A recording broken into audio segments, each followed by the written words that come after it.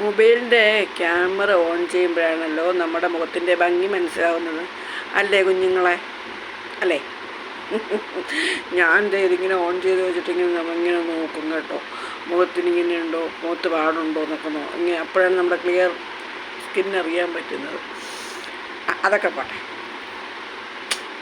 ഞാൻ 2 ദിവസം കൊണ്ട് നിങ്ങളോട് ഓരോന്ന് പറയുന്നുണ്ടല്ലേ, കുസൃതിയായിട്ടും എന്നാൽ കാര്യഗൗരവമുള്ള ചില കാര്യങ്ങൾ ഇല്ലേ? അപ്പം ഇതും കൂടെ പിടിച്ചോളൂ. നമ്മൾ ചതിക്കപ്പെട്ടു എന്നറിഞ്ഞാലേ, ഇപ്പം ഞാനായാലും നിങ്ങൾ ആയാലും ചതിക്കപ്പെട്ടു എന്നറിഞ്ഞാലേ, നമ്മളെ മനസ്സിനെ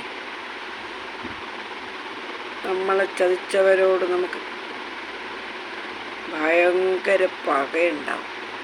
പകയെന്ന് പറഞ്ഞാൽ നമ്മുടെ മനസ്സിൽ തീക്കനലിൻ്റെ പൊള്ളുന്ന, തീക്കനലല്ല അതിനപ്പുറം പൊള്ളുന്ന ചൂടായിരിക്കും അല്ലേ? പക്ഷേ നമ്മളെ ആ കനലിലൂടെ നടത്തിയവരുണ്ടല്ലോ, നമ്മളെ ചതിച്ചു എന്നുള്ള കനലിലൂടെ നടത്തിയവരുണ്ടല്ലോ, ഒരു നാൾ നമ്മളൊഴുക്കി കണ്ണീരിൻ്റെ ആ ചൂട് എത്രത്തോളം ഉണ്ടെന്ന് അവർ പോലും അറിയാതെ അവർ അതിനകത്തേക്ക് എടുത്ത് ചാടും. അപ്പോൾ അവർ ആ കണ്ണീര് വെക്കും. അവർക്കങ്ങനെ ഒരു അനുഭവം വരും. കാലം കൊടുത്തിരിക്കും മറുപടി. അന്നേരം ഇരുന്ന് ഉരുകിയിട്ട് കാര്യമില്ല. ഉണ്ടോ? കാണാൻ ആരെങ്കിലും കാണുമോ?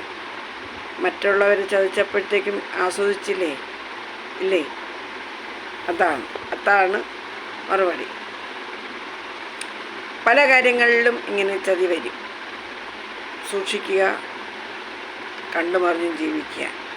ആളുകളെ ഉള്ളിനകത്തോട്ട് കയറി നോക്കാൻ പറ്റത്തില്ല അല്ലേ? മാമ്പഴത്തിന് കേടുണ്ടോ എന്ന് മാമ്പഴം ചെത്തിപ്പറക്കി ഉള്ളിലോട്ട് ചെല്ലുമ്പോഴല്ലേ അറിയാൻ പറ്റുള്ളൂ.